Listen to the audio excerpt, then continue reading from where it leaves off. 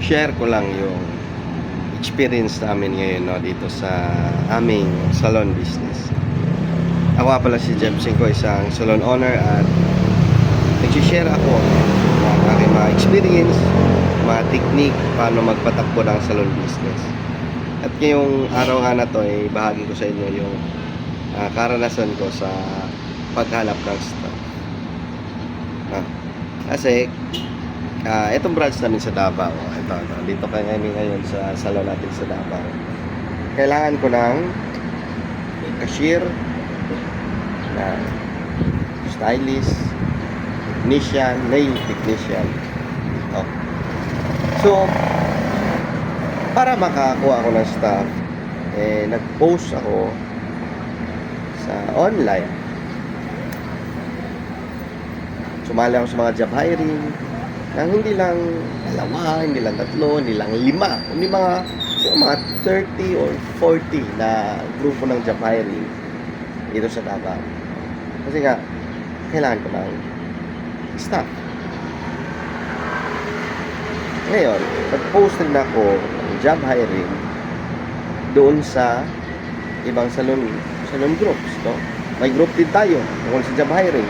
Stylist, technician, o hairdresser. Search yung salon job hiring page. Search nyo yan. Grupo natin yan. Nag-post din ako dyan. At mga may nag-comment doon na mga aplikante. No? Sabi nung aplikante, I'm interested po. May free staff house ba? So, message sa akin. Reply ako, nawala. Kasi hindi kami mabait. No? Pero dati kami mabait.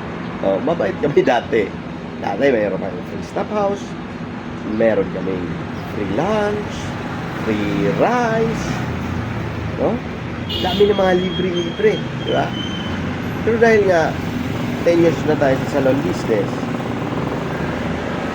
madami na tayong mga na-experience na mga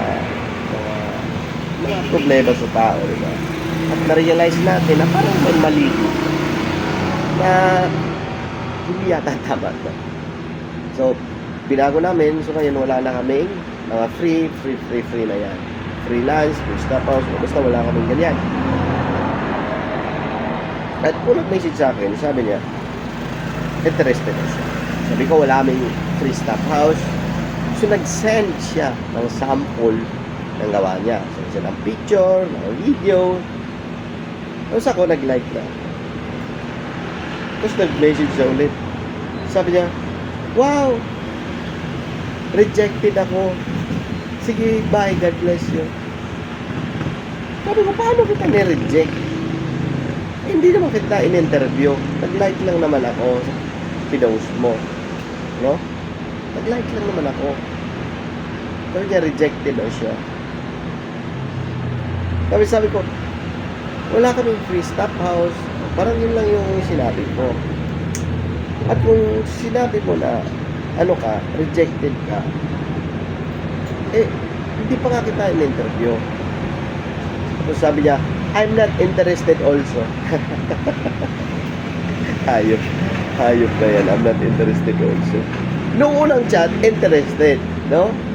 Tapos nalaman niya na walang free staff house, I'm not interested also.